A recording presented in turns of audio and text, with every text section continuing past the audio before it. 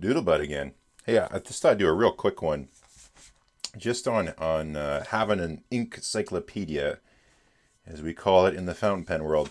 It's a great little reference. Like if you're sort of new into it and you don't have one yet, or you've been around a bit and you've never done one, you should just do one. It's super handy. I just buy a little Rhodia pad. This is the number 16 size, and 80 GSM. And just every time I get an ink, I just put it in here. Now, if you want to be hardcore, you can do the whole ink drop tests and the different papers and different thicknesses, line thicknesses for different pens. You can have extra fine all the way up to like a double broad. I've seen some pretty intense ink reference guides. Mine's just a quick and dirty. Like, I don't get too intense over it. I don't even use the same pen every single time. Some people are super strict with it. Maybe I have a spelling error because I wrote something wrong. If you're crazy OCD, do you. But it's just a useful tool to let you know, remind you of different colors you've had. Maybe you ran out of that. What was that color again?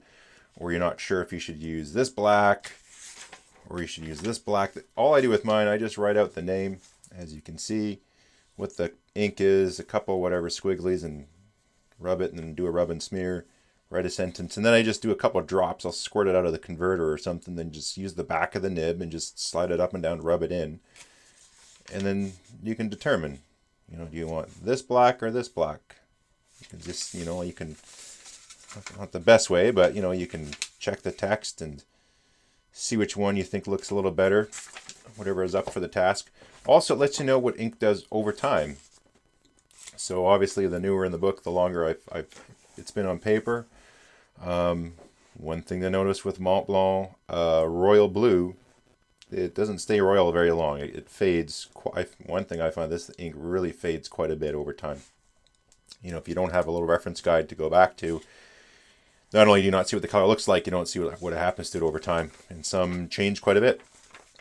I was just flipping through. I just added my Robert Oster River of Fire.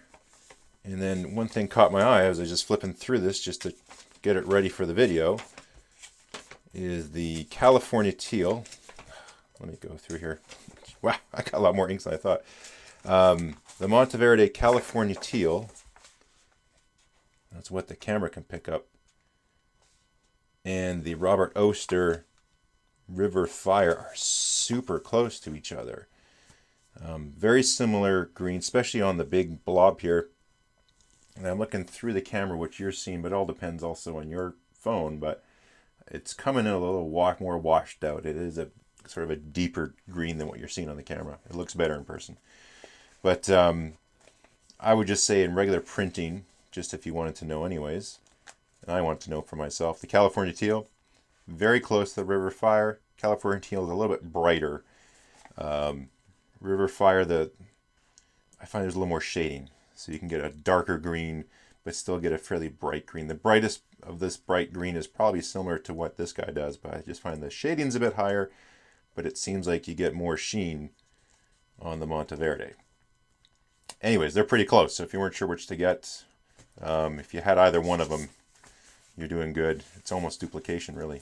But anyways, good comparison there too. But this is why you should make one. Just handy to have. If you got nothing to do here while we're all sitting at home in this mad world, quick little project. You can get a dip pen or something like that, like I use as well. Anyways, catch you next time.